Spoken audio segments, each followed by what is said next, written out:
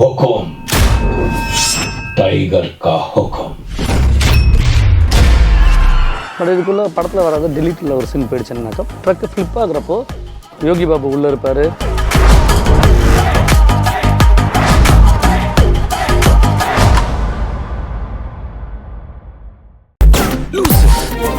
டேய் இப்ப எதுக்குடா நடிச்ச?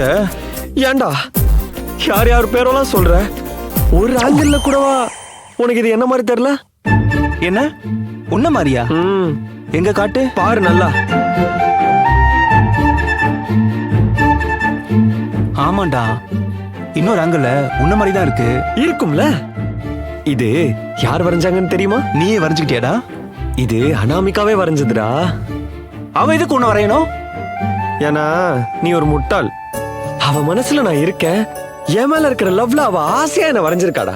அப்ப போய் லவ் சொல்ல வேண்டியதுதானே? அங்கதானே சிக்கலே. என்ன சிக்கல்?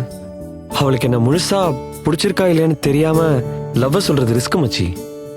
லவ்வ பொறுத்த வரைக்கும் முதல்ல தெரிஞ்சுக்கணும், அப்புறம் தான் தெரிய வைக்கணும்.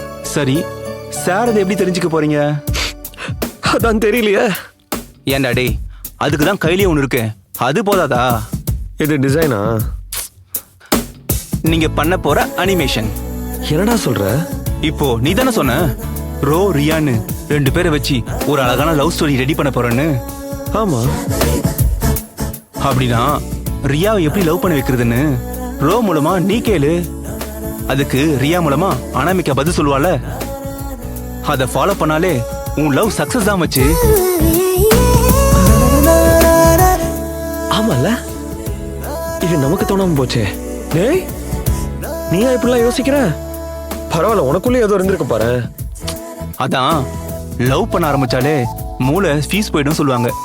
அதனால உங்களுக்கு வேலை செய்யாத மூளை எங்களை மாதிரி ஃப்ரெண்ட்ஸுக்கு தானே வேலை செய்யும்.